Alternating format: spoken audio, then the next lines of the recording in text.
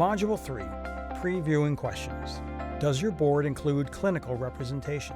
Does your board have a quality committee? Is your quality committee chaired by a clinician? Who beyond a CMO or CNO engages or reports to the board? Do department leaders ever report quality efforts at board meetings?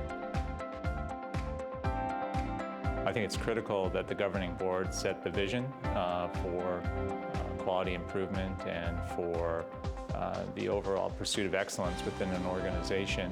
I think it's also important that they set the tone that they're interested in the perspective of frontline clinicians, physicians, nurses, ancillary providers, in what they can do to improve the care provided within their organization. And so having a board that can be firm in their commitment to excellence and to quality, and identifying that as a North Star at a time when there's so much in change, can really set the right tone for the organization and reassure clinicians that whatever the winds of change are going to bring to this organization, we can always focus on taking good care of patients and providing good service, and that will satisfy the needs of the board and the administration of the hospital. Well, the role that a board plays in quality improvement in this age of transformation is very different than what it was in the past. So you really can't speak to any of this without talking about the change that's happening. I mean, we're changing what we do. Boards used to lead pretty much in isolation, and in order to lead in the directions that we need to go these days, we really have to co-lead with our CEOs and executive teams and also with our medical staff. We deliver care in teams. We deliver care that's based on data and evidence-based medicine and outcomes. So that means that the people in those teams need to somehow be reflected on your boards. I would also argue that diversity in all of its forms is an absolute must. Diversity in people's types of thinking styles, diversity in people's level of risk tolerance, diversity in all the traditional ways we talk about it, ethnically and racially and gender-wise.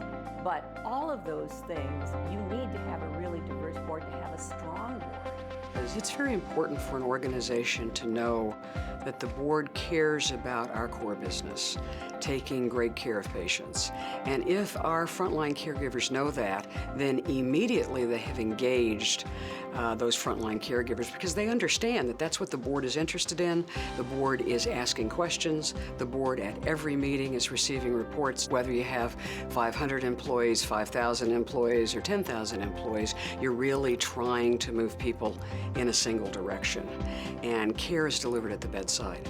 And we really need clinical champions, physician champions, nursing champions who impact that care on a daily basis. So, one of the things you're trying to do is to get quality and safety to be part of your organizational DNA so that you don't have to think about it, that everything you do really revolves around patient safety and quality. So without that clinical voice, without that respected voice, no amount of top-down management can make it happen.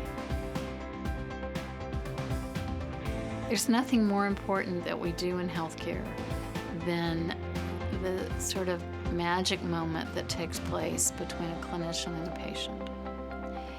And whatever we can do to facilitate that interaction being positive is a role for management. It's a major role for the board itself. So in order to do that, there needs to be sort of an ecosystem, an environment of transparency, of honesty, of integrity in the process. Even when things go wrong, understanding what went wrong, learning from it, and being sure to share information with the patient, following a process of improvement. I think that the notion of being a high integrity organization where there's a culture of transparency is incredibly important, and the board sets that agenda and that expectation.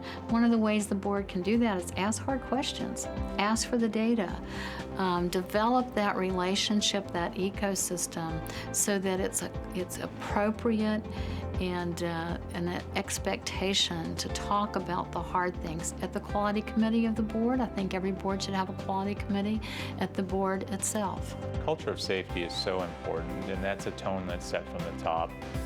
So making it clear that you want to hear about issues that are occurring within the organization and taking a non-punitive approach to the reporting of those issues is really critical.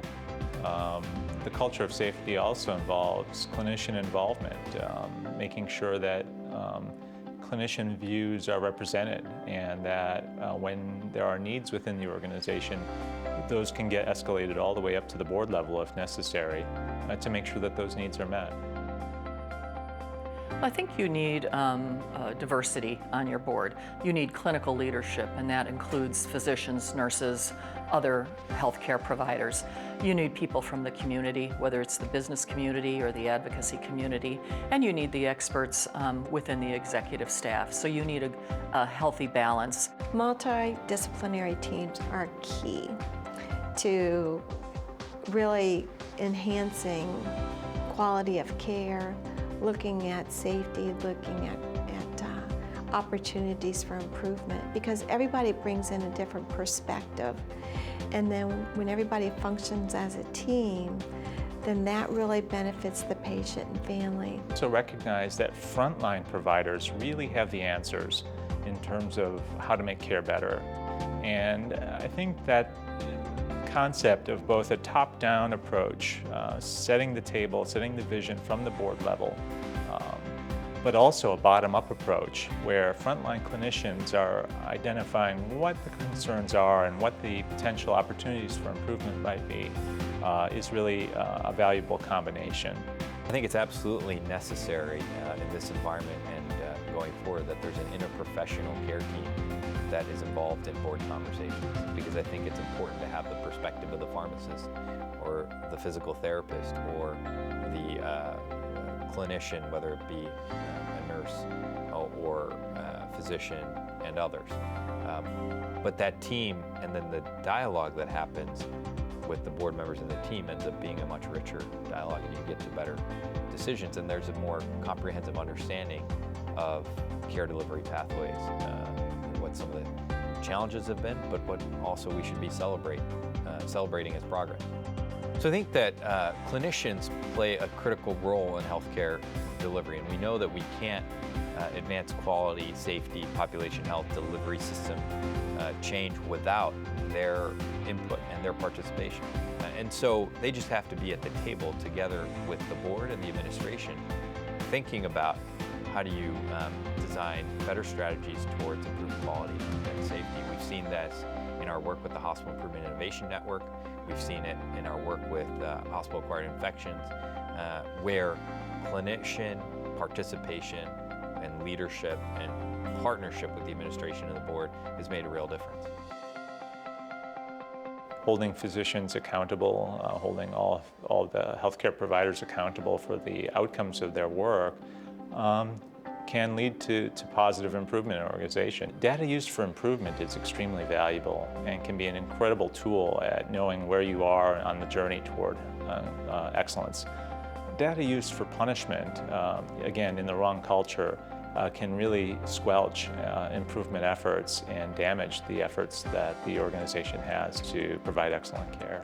So I think being open with data, setting goals, and following through on it just plays to human nature, particularly in the healthcare space where we're sort of competitive by nature. In our organization, we very much have incentives tied to quality, but it's at the management level. And so we have probably about 200 people who have managerial incentives tied to quality. Some of those are physicians, physician leaders. But in our employed physician contracts, we expect not only productivity and good citizenship, but we also expect best practice and quality. So we've tied our compensation to performing in all of those different domains. And we've also found it very useful for our board to be involved in our safety huddles. I think they really enjoy seeing the rigor. You know, we do a 30-minute safety huddle where we go through everything, and I think they're often surprised at how focused the communication is, how crisp the answers are, and how many problems we can avert simply by having a conversation every single morning and every single afternoon. One of the things that we've got planned for this next year is for our board members to round with either a nurse or an allied health worker, such as a pharmacist or a therapist, and really spend an hour or two with them in their day. And by doing those type of entities out there, I think the board members really see firsthand what it's like to be a clinician and try to achieve those safety indicators that we have out there. The board too is then able to identify any obstacles that might be in the way of that staff member, and then also bring those back to management so that we can make their jobs a whole lot easier. Perhaps the most important thing that a board for a hospital or health system can do and should do is be responsible for the quality of care that happens in that organization. And I think one of the best ways to assure that you have the expertise that you need, that you understand what's really happening at the patient level, to engage physicians and other clinicians in a meaningful way, in a curious way, a way to really intentionally understand what's important about patient care, how you deliver good patient care, where the barriers are, where the opportunities for improvement are. I think at the end of the day, our physicians, our clinicians, our board members do this important, incredible work because they want to give, because they want to do something special. And I think when we share that goal amongst us, it's pretty special. Key takeaways. Boards and hospital or health system leadership should engage in ongoing communication with clinicians about quality, both in terms of setting priorities as well as monitoring progress. Boards should include representatives with clinical competencies to help guide and track performance improvement. Beyond the CMO and CNO, boards should consider inviting clinical department managers to report on quality improvement efforts, either at board meetings or a board member participating in leadership rounding.